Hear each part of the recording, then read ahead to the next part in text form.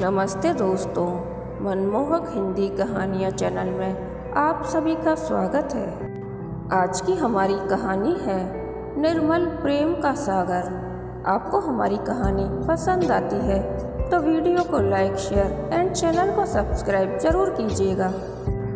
जहाँ एक ओर चांद अपनी छटा बिखेरने को लालायित था, वहीं दूसरी ओर तालाब के हिलते पानी में पेड़ों की लंबी छाया भी नाचने लगी थी। तालाब के किनारे बैठी अनीता अपनी सोच में गुम थी।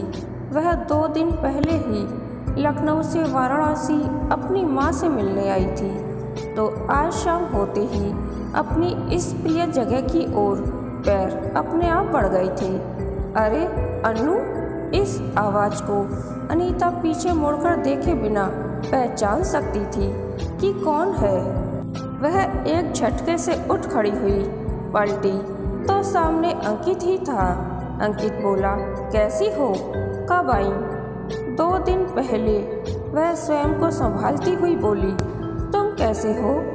अंकित ने अपनी चिर परिचित मुस्कुराहट के साथ पूछा, कैसा दिख रहा हूँ? अनीता मुस्कुरा दी, अभी रहोगी ना? परसों जाना है, अब चलती हूँ। थोड़ा रुको, वहाँ इंतज़ार कर रही होंगी। कल इसी समय आओगी यहाँ? हाँ आऊँगी, तो फिर कल मिलेंगे। ठीक है, कहकर अनीता घर चल दी। घर आते समय अनीता का मन उत्साह से भर उठा। वही एहसास, वही चाहत, वही आकर्षण, यह सब सालों बाद महसूस किया था उसने। रात को सोने लेटी तो पहला प्यार जो अंकित के रूप में जीवन में आया था याद आ गया। याद आया वह दिन जिस दिन अंकित के दहेज लोभी पिता के कारण उनका पहला प्यार हो गया था। इसके बिना अनीता ने एक लंबा सफ़र तय कर लिया था। कैसे जी लिया जाता है पहले प्यार के बिना भी, यह वही जान सकता है जिसने यह सब झेला हो। अनीता का मन अतीत में कुलांचे भरने लगा। अंकित के पिता ने एक धनी परिवार की एकमात्र संतान आन्या से अंकित का विवाह कराकर अपनी जिद पूरी कर ली थी, और फिर अपने माता पिता की इच्छा के आगे अनीता ने भी एक आज्ञाकारी बेटी की तरह सिर झुका दिया था। विवाह की रात अनीता ने जितने आंसू थे अंकित की याद में बहा दिए थे। फिर वह पूरी ईमानदारी के साथ पति प्रवीण के जीवन में शामिल हो गई थी, और आज विवाह के 8 सालों के बाद भी पूरी तरह प्रवीण और बेटी सिद्धि के साथ गृहस्थी के लिए समर्पित थी। इतने सालों में मायके आने पर 1-2 बार ही अंकित से सामना हुआ था, और बात बस औपचारिक हालचाल पर ही खत्म हो गई थी। कई दिनों से अनीता बहुत उदास थी। घर, पति, बेटी, रिश्ते नाते, इन सब में उलझी, खुद समय के किस फंदे में उलझी जान नहीं सकी।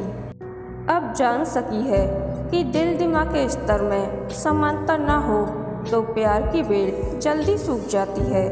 उसे लगता है दिन ब दिन तरक्की की सीढ़ियाँ चढ़ता प्रवीण घर में भी अपने को अधिकारी समझने लगा है, और पत्नी को अधीनस्थ कर्मचारी।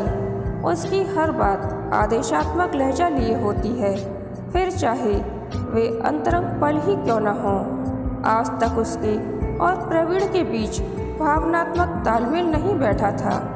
प्रवीण के साथ तो तसल्ली से बैठकर 2 बातें करने के लिए भी तरस जाती है वह। उसे लगता है जैसे उनका ढीला पड़ गया प्रेम सूत्र बस औपचारिकताओं पर ही टिका रह गया है।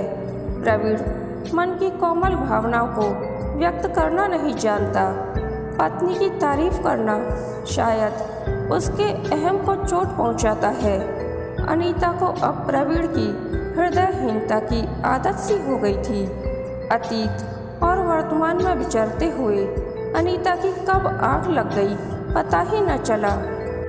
कुछ दिन पहले अनीता के पिता का देहांत हो गया था। अगले दिन सिद्धि को माँ के पास छोड़कर अनीता थोड़ी देर में आती हूँ कहकर तालाब के किनारे पहुँच गई।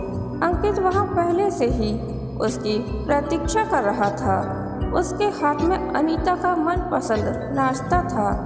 अनीता हैरान रह गई, पूछ बैठी, तुम्हें आज भी याद है? अंकित कुछ नहीं बोला, बस मुस्कुराकर रह गया। अनीता चुपचाप गंभीर मुद्रा में एक पत्थर पर बैठ गई। अंकित ने अनीता को गंभीर मुद्रा में देखा तो सोच में पड़ गया कि वह तो हर समय हर जगह हंसी की फुहार में भीगती रहती थी। सपनों की तितलियां, चाहतों के जुगनू उसके साथ होते थे, फिर आज वह इतनी गंभीर क्यों लग रही है? क्या इन सालों में उसकी हंसी, वे सपने, वे तितलियां सब कहीं उड़ गए हैं? फिर अंकित ने उसे नाश्ता पकड़ाते हुए पूछा, लाइफ कैसी चल रही है? ठीक ही है, कहकर अनीता ने गहरी सांस ली। ठीक ही है या ठीक है, दोनों में फर्क होता है, जानती हो ना। उदास क्यों लग रही हो? अनीता ने अंकित की आंखों में झांका। कितनी सच्चाई है, कोई छल नहीं। कितनी सहजता से वह उसके मन के भावों को पढ़ उसकी उदासी को समझकर बांटने की कोशिश कर रहा है।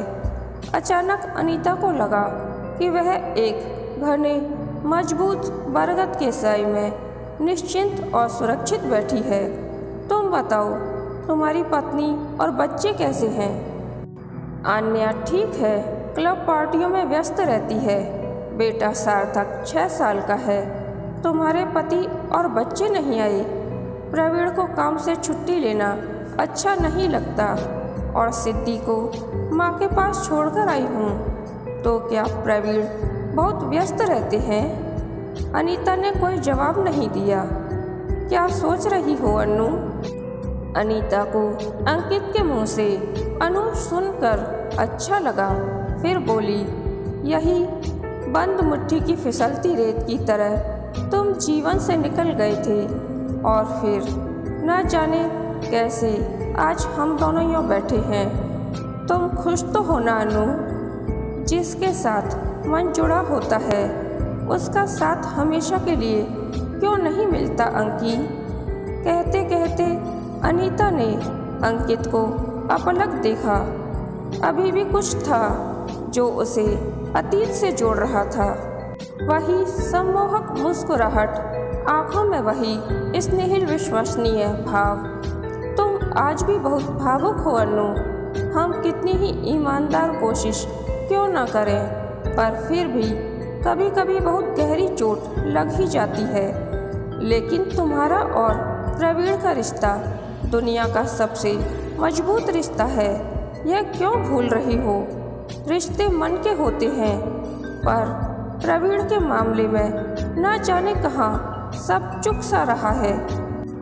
आज अनीता अंकित से मिलकर स्वयं पर नियंत्रण न रख सकी। उसने अपनी मन की पीड़ा अंकित के सामने व्यक्त कर ही दी। अंकी, प्रवीण बहुत प्रैक्टिकल इंसान है। हमारे घर में सुख सुविधाओं का कोई अभाव नहीं है, लेकिन प्रवीण भावनाओं के प्रदर्शन में एकदम अनुदार हैं। एक रूटीन सा नीरस जीवन है हमारा। हम दोनों के साथ बैठे होने पर भी कभी कभी दोनों के बीच कोई बात नहीं होती। वैसे जीवन में साथ रहना, सोना, खाना, पारिवारिक कार्यक्रमों में जाना सब कुछ है, पर हमारे रिश्ते की गर्मी न जाने कहाँ खो गई है। मैं प्रवीण को अपने मन से बहुत दूर महसूस करती हूँ। अब तो लगता है प्रवीण और मैं नदी के 2 किनारे हैं जो अपने बीच के फासले को समेट नहीं पाएंगे। आज पता नहीं क्यों तुमसे कुछ छिपा नहीं पाई, पर हमें फिर भी उस फासले को पाटकर उनके पास जाने की कोशिश करनी होगी अनु। मुझे अब तकलीफ़ नहीं होती, क्योंकि आन्या के अहम के आगे मैंने हथियार डाल दिए हैं। उसे अपने पिता के पैसों का बहुत घमंड है और उसकी नज़रों में मेरी कोई हैसियत नहीं है, लेकिन इसमें मैं कुछ नहीं कर सकता। इन स्थितियों को बदला नहीं जा सकता। हमारा विवाह जिससे हुआ है, इस सच को हम नकार नहीं सकते। प्रवीण और अन्य जैसे हैं, हमें उन्हें वैसे ही स्वीकार करना होगा। उन्हें बदलने की कोशिश करना मूर्खता है। बेहतर होगा कि हम उनके अनुसार स्वयं को ढाल लें, वरना सारा जीवन उड़ते खींचते और बहस में ही गुजर जाएगा। लेकिन क्या यह समझौता करने जैसा नहीं हुआ? समझौते में खुशी व प्यार कहाँ होता है? अंकित से अनीता की उदासी देखी नहीं जा रही थी, अतः उसे समझाते हुए बोला, समझौता हम कहाँ नहीं करते अनु। ऑफिस से लेकर अपने मित्रों, पड़ोसियों, रिश्तेदारों के साथ हर जगह, हर मोड़ पर हम एडजस्ट करने के लिए तैयार रहते हैं, और वह भी खुशी खुशी। तो फिर इस रिश्ते में समझौता करने में कैसी तकलीफ, जिसे जीवन भर जीना है। अंकित की बात सुनते सुनते अनीता इसी सोच में डूब गई कि सुना था पहला प्यार ऐसी महक लिए आता है जो संजीवनी और विष दोनों का काम करता है, मगर उन्हें अमृत नहीं विष मिला, जिसके घूंट वे आज तक पी रहे हैं। निर्मल प्रेम का सागर दोनों के दिलों में हिलोरे ले रहा था। अंकित भी शायद ऐसी ही मनोस्थिति से गुजर रहा था। अनीता ने अंकित को अपनी तरफ देखते पाया तो मुस्कुराने का भरसक प्रयत्न करती हुई बोली, क्या हुआ? एकदम चुप्पी क्यों साध ली? क्या तुम भी एडजस्ट करते करते मानसिक रूप से थक चुके हो?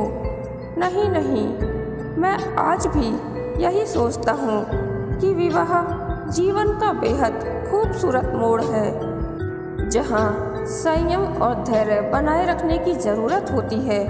केवल समझौतावादी स्वभाव से ही इस मोड़ के सुंदर दृश्य का आनंद लिया जा सकता है। मेरी बात पर यकीन करके देखो अनु, जीना कुछ आसान हो जाएगा।